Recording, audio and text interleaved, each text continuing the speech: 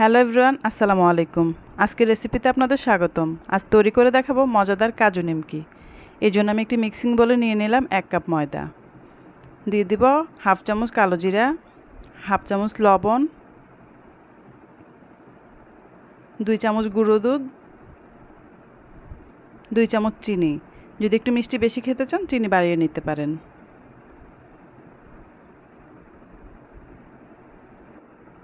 এখন দিয়ে দিব 3 টেবিল চামচ রান্নার তেল। সবগুলো উপকরণ দেওয়া হয়ে গেলে ভালো করে মিশিয়ে নেব। ভালো করে কচলিয়ে মিশিয়ে নিতে হবে। কিছুক্ষণ কচলিয়ে মেশানোর পর যখন এই পর্যায়ে চলে আসবে তখন আমি এর সাথে পানি মিশিয়ে নেব। এখন আমি হালকা কুসুম গরম পানি দিয়ে একটি শক্ত ডো তৈরি করে নেব। পানি দিয়ে ভালো করে কচলিয়ে ডোটা তৈরি করে নিতে হবে। ডোটা খুব শক্ত হবে না, আবার খুব নরমও হবে না।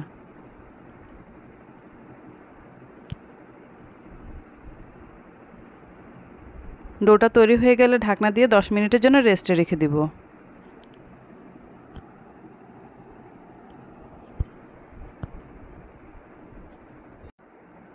দশ মিনিট পর ঢাকনা উঠিয়ে ডোটাকে আর একটু মথে নেব। এখন ডোটাকে 3টি ভাগে ভাগ করে নেব। ভাগ করা হয়ে গেলে 3টি লেচি কেটে নেব।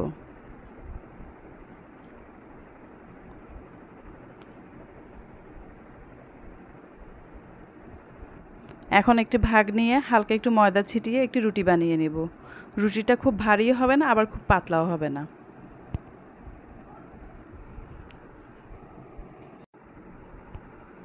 রুটি বানানো হয়ে গেলে একটি ডাইসের সাহায্যে কাজু বাদামের আকৃতিতে কেটে নেব। কাজু বাদামের আকৃতিতে কাটা হয়েছে বলে এটির নাম দিয়েছি কাজু নিমকি। একে একে সবগুলো নিমকি আমি এভাবে কেটে নেব। আপনারা আপনাদের পছন্দ অনুযায়ী যে কোনো শেপে কেটে নিতে পারেন। সবগুলো নিমকি কাটা হয়ে গেলে একটি ফ্রাই প্যানে আমি কিছুটা তেল গরম করে নেব। নিমকিগুলো ভেজে নেওয়ার জন্য প্রথমে কিছু নিমকি আমি তেলের মধ্যে দিয়ে দিব। এখন একটি কাঠির সাহায্যে আলাদা করে দিব।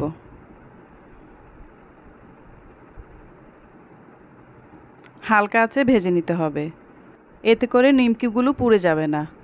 যখন কাজু বাদামের মতো একটা সুন্দর কালার চলে আসবে তখন আমি চুলা থেকে উঠিয়ে নিব।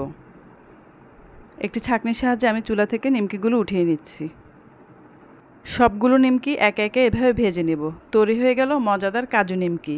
রেসিপিটি ভালো লাগলে চ্যানেলটি সাবস্ক্রাইব করে লাইক কমেন্ট শেয়ার করে পাশে থাকবেন। এতক্ষণ ধরে ভিডিওটি দেখার জন্য আপনাদের অসংখ্য ধন্যবাদ।